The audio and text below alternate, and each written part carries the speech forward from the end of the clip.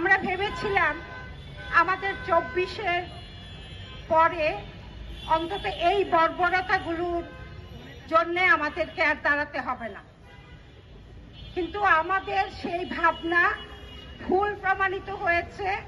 আমাদেরকে দাঁড়াতেই হচ্ছে দিনের পর দিন। সবচেয়ে মজার ঘটনা হচ্ছে যখন মব হয় তখন আমাদের দায়িত্ববান জায়গা থেকে বলা হয় এটা তো মব না, এটা হচ্ছে জনগণের রোষের প্রকাশ, প্রেসার। তার মানে কি আপনারা এগুলোকে আরো সাপোর্ট করছেন? মাজার ভাঙছে, আপনাদের ভাবনা আচ্ছা আর একটু দেখি, আবারও মাজার ভাঙছে, আচ্ছা আর একটু দেখি না, আবারও মসজিদে সমস্যা হচ্ছে, মন্দিরে সমস্যা হচ্ছে। সেদিন রংপুর বা দিনাজপুরে দুর্গা মণ্ডপ পুড়িয়ে দিয়েছে, আপনাদের ভাবখানা আর একটু দেখি না। আপনারা আর কত দেখবেন? এই দেশ শুরু থেকেই আউল বাউল সাধু সন্ন্যাসী ফকিরের দেশ। এই দেশে সবাই মিলেমিশে থাকে, অথচ এই দেশে এখন কারোর নিরাপত্তা নাই। কালকে যে ন্যাক্কারজনক ঘটনাটা ঘটেছে নুরাল পাগলার ক্ষেত্রে, এটা কোনো মানুষের পক্ষে সম্ভব কিনা আমি জানি না। যারা এই কাজটা করেছেন তারা মানুষ কিনা এটা ভাবতে আমার কষ্ট হয়। ঠিক আছে, তারা করল।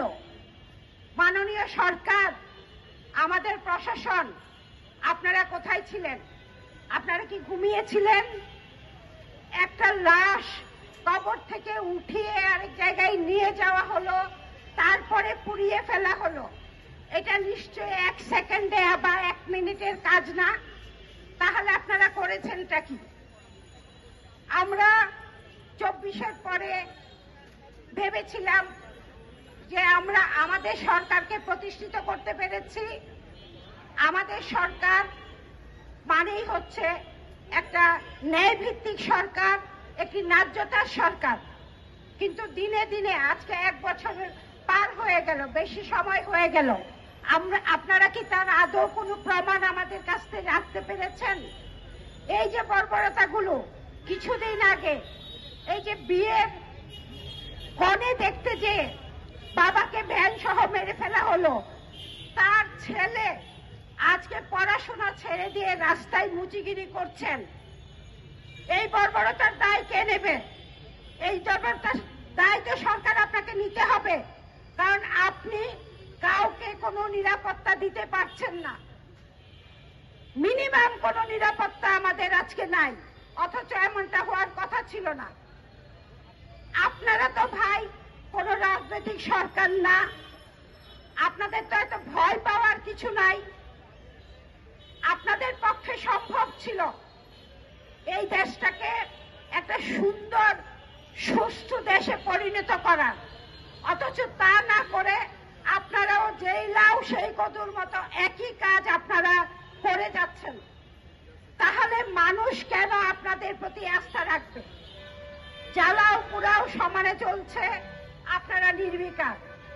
রাজনৈতিক নেতাদের উপরে আপনারা ছিকে মেরে বউকে শিখায় এরকম অবস্থা করছেন।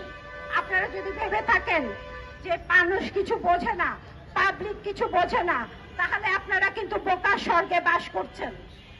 একটা কথা মনে রাখবেন, আমি সরকারকে বলতে চাই, আমরা যেমন অভ্যুত্থানের ভেতর দিয়ে আপনাদেরকে আনতে পেরেছি, আমরা কিন্তু আপনাদের অন্যায়ের বিরুদ্ধেও দাঁড়াতে পারবো, এবং সেই অন্যায়ের বিরুদ্ধে দাঁড়ানোর জন্য কিন্তু আমাদের মিনিমাম কোনো কুণ্ঠা হবে না।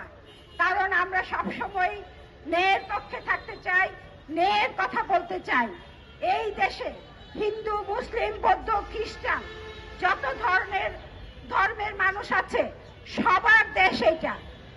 আপনি একজন বলে ফেললেন যে আমার ঈমান আকীদা নষ্ট হয়ে যাচ্ছে বলে আপনি লাফ দিয়ে গিয়ে আরেকজনের উপরে পড়ে গেলেন। কই, সে তো আপনার উপরে এসে পড়ে না। তাহলে এই আপনারা তো আস্ফালন কোথায়? কিসের থেকে আপনারা তো আস্ফালন?